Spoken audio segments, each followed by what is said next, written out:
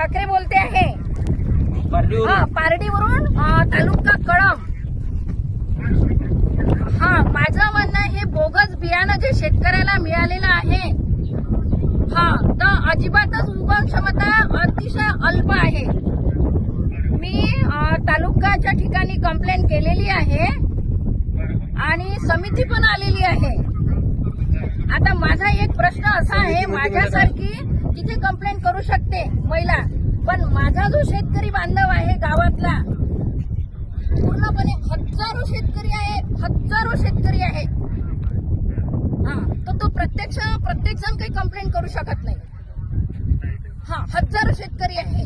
तर माझी एकच विनंती आहे, तुम्ही कंपन्यांवर काय कार्यवाही करणार याचा मला उत्तर हवं आहे. कारण तुम्ही लोकप्रतिनिधी आहात.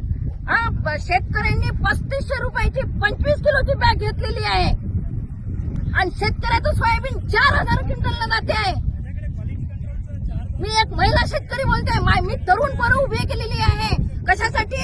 शेतीसाठी. शेतात राबा म्हणून वेल क्वालिफाईड मुलं उभी केलेली आहे इंजिनियर सारखी. आणि ह्या कंपन्या शेतकऱ्याशी अशी खिलवाड करते. नाही दोन्ही करतो सर, पण असं म्हणजे मला याचा एक प्रतिनिधी म्हणून मला उत्तर हवंय. इथं फील्डवरती कसं म्हणजे कार्यवाही कधी करणार तुम्ही? पंचनामे करायसाठी शेतकरी काय वाट पाहणार आहे का? शेतकरी मोडून आम्ही पेरणं सुरू केलं. अधिकारी आलेला आहे, अधिकाऱ्यांशी बोला तुम्ही. अधिकारी सर्व शेतकरी आहे, माझ्या गावातले हजारो शेतकरी आहे. व्हिडिओ कॉल करणे का? नमस्कार, मी राहुल डाकोरे, कृषी अधिकारी पंचायत समिती आणि कृषी विज्ञान केंद्राचे शास्त्र नाही, कृषी केंद्र विज्ञान केंद्राचे सायंटिस्ट आणि आम्ही आलो आहे सर. पाहत आहे आता. सांगा त्यांना काय सांगा ना कथा आहे. हो सांगा त्यांना. विकेंडला पुन्हा पालकमंत्री संजू भाऊ पंढरी पाटे बोलतो. संजू भाऊ,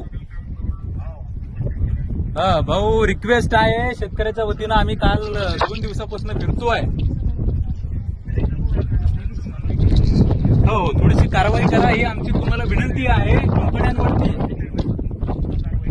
ठीक आहे. हजारो एकर जमीन या ठिकाणी दुबार पेरणीवरती शेतकऱ्यावरती संकट आलेलं आहे.